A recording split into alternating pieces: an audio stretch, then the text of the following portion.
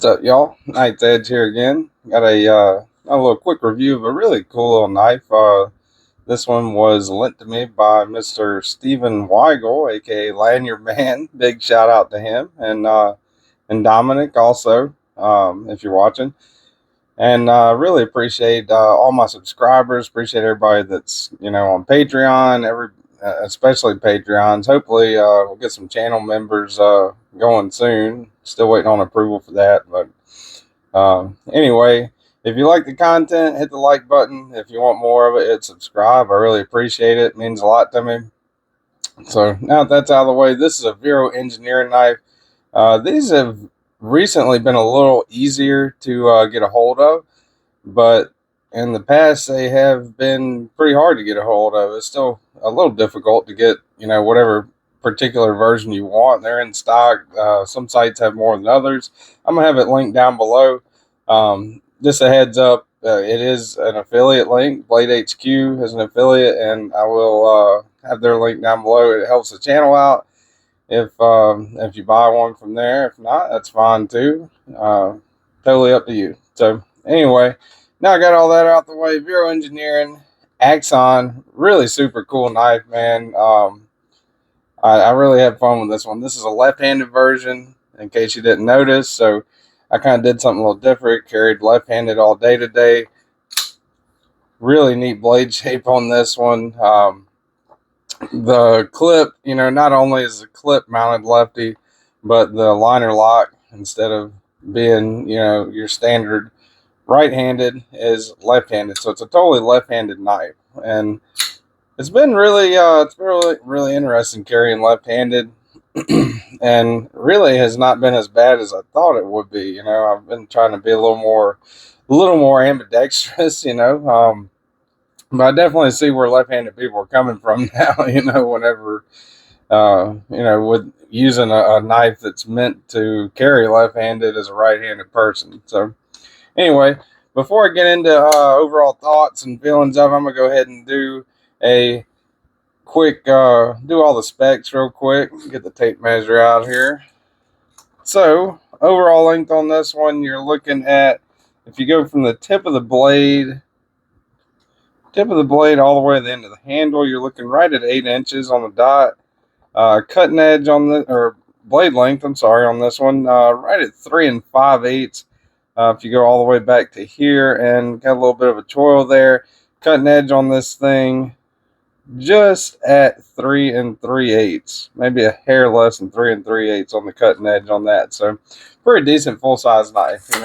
What I would call on this channel a full-size knife by my definitions. Everybody's got a different definition of it, but that barely kind of clears the mark as a full-size knife for me. But it does. This is a full-size knife. So go ahead and check out the thickest part of the spine. If I can get my calibers in the right spot there. Looking at 134 thousandths right there. And it's got a nice, seemingly hollow grind right there. So behind the edge, thickness 18 thousandths. So that's not too bad at all. We'll go ahead and check the handle there. A little over 1/2 inch. A little bit of a bulky handle, but no big deal. It is a pretty decent sized blade. So no issues whatsoever there. I really like the the overall handle to blade ratio, the way it feels in hand. It feels really nice. So well, go ahead and do size comparison before I get into the weeds here. Spyderco, that wasn't the proper, there we go. Spyderco Paramilitary 2, all right, and you got Spyderco Para 3. So you can kind of tell there it's more along the lines of the size of the Paramilitary 2, although not quite as long in overall length. Almost as long, but not quite. Definitely more cutting edge on that, thanks to that what I would call a sheep's foot blade, I guess. I guess I'd call that a sheep's foot, right? I don't know. Y'all correct me in the comments for sure, but I would call that a sheep's foot. It's got a little bit of a belly, I think. Let me get a ruler here. I'll double check that. Yeah, so it's got just a little bit of a belly, not much. I would say that's a sheep's foot. Whatever it is, Warncliffe, sheep's foot, you know, that's a pretty useful blade shape for sure. So, yeah. Anyway, go ahead and finish the size comparisons. 5 minutes in, haven't even finished size comparisons here. All right, that is Ontario Knives Rat Model 1. There's the Rat Model 2. You can see it's definitely a full-size knife. It's closer to the size of the Rat 1 than it is the Rat 2. That's 80-10 cold steel knives. I always get tongue-tied on these because I almost call it the wrong thing. Demco knives, 80-20.5. So you can see it's definitely closer to the size, you know, lengthwise of the 80-10, but definitely nowhere near as broad and bulky as 80-10. Although it does have a pretty good presence there. All right, size comparison's done. We'll go ahead and get out the scale, weigh this bad boy here. Now, I'm guessing the way it feels, and I've been terrible guessing at this lately especially, but I would guess feels very light, you know, comparatively. I don't know. I would say probably around, the way it feels is probably around right at 4 ounces. No way. Yeah, I did not weigh it before, y'all, promise. So, yeah, 4 ounces. Damn, that's the first time I've done that right and dead on in a while. So, under the ounce and inch ratio, but not by much. You know, I would say there's absolutely nothing wrong with that. You know, how's it carrying the pocket? Left-handed on this one, but most of them are right-handed mounted.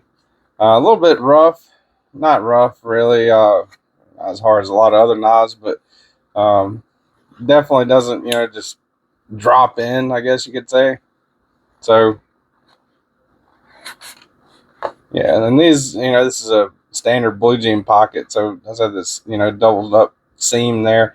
No issues really getting it in. You got almost a totally hidden deep carry, but not quite, which is really cool whenever you think about it with the, you know, this milled titanium clip. I think the pocket clip works out really well. From what I've seen on the earlier ones, I did watch a Shabazz review on this, but I think that they have modified that pocket clip since his review on it. It seems like, anyway. It's like they got a little flat at the end of that spoon bill there, or whatever that is, that 45-degree angle there. Looks like it goes straight out. So, and this is very well contoured, rounded off, and everything. You know, nothing grabby, snaggy. You know, I give that pocket clip a A+. I really like it for sure. Go ahead and do the hardware check here. This is a T8. Captive pivot, always an awesome thing to have on a knife, especially when you're the one taking it apart. T8 on the pivot. We'll go ahead and check the body. T8. I think everything's T8. Yeah, T8. T8 all the way around. It does have a little bit of internal hardware, I think, the way it looks, definitely, because, yeah, you can see the clip. You can see it.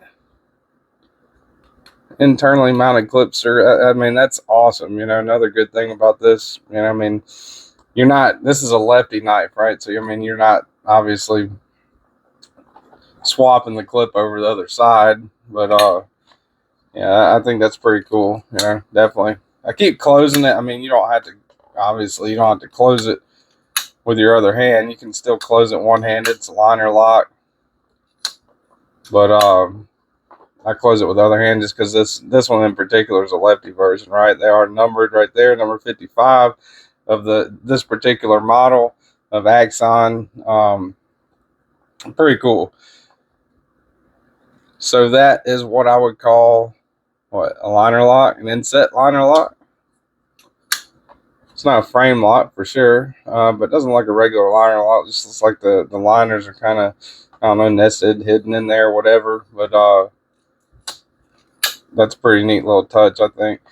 You can see they got milling, you know, let me see if I can get the light right. If I can get the light right, y'all can see it, all right? Let's see. Man. Well, I have to get the flashlight out. Yeah, I guess.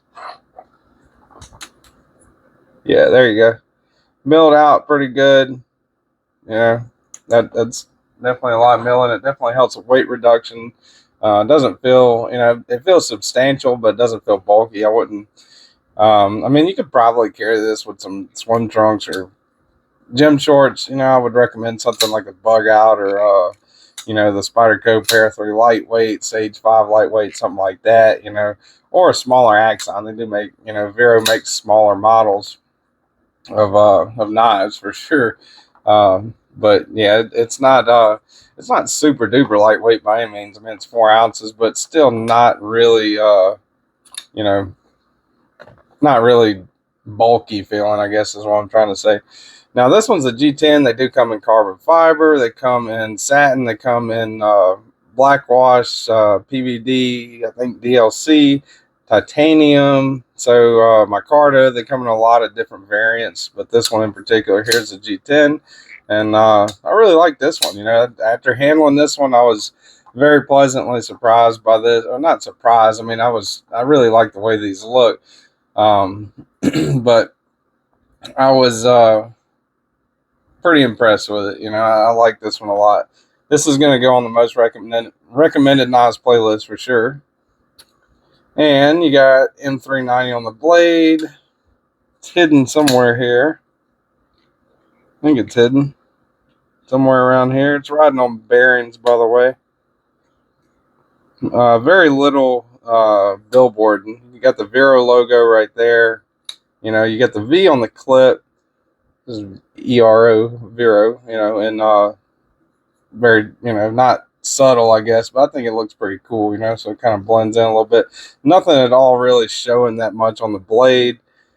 Serial number right there, so, and the spine right there, you got Vero, so pretty good, I mean, as far as billboarding goes, this thing's awesome. Ergonomically, again, I would give this an A, for sure.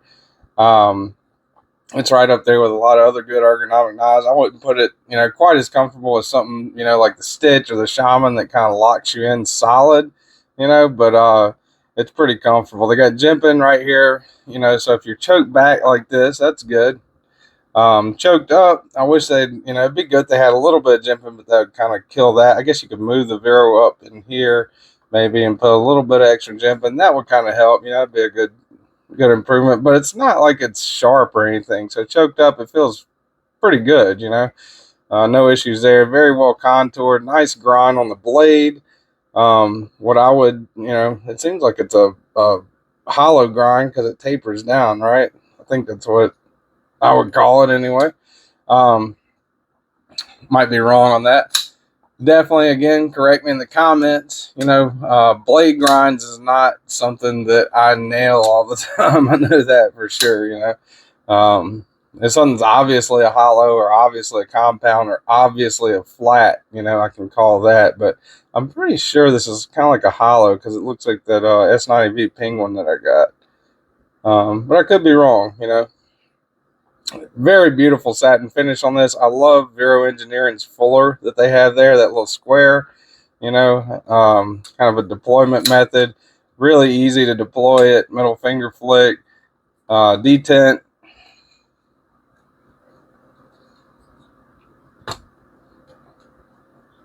Detent's pretty good on it while still being deployed easily. I give the detent on an A+. I like the detent. Front flipper on it, awesome. I suck at front flipping, and I'm pretty good at it. I can almost do the reach. You can do the reach over on it. I just am not that good at that deployment method. And one thing that really surprised me, even though this is a lefty version, I can still front flip it left-handed, and that's crazy to me because I'm not left-handed, but I also am not that good at a front flipper, but I can front flip this thing really easy. It's really comfortable in hand. Like I was saying earlier, choked up, your index is resting on that flat. You don't have that jimp in there, but it is really well contoured and rounded off. So, that's definitely a good thing. I'd say very comfortable, very utilitarian. I know that's kind of a catchphrase or whatever, but, definitely what I would call something that's a good utility knife. Cutting rope, a lot of good stuff you can do with this one. I think that's about it. The G10 also, by the way, is very well contoured. Backspacer is awesome. Can't believe I didn't mention that earlier, but I'm glad they got that backspacer. It keeps a lot of crud and gunk and stuff out of the pivot and whatnot.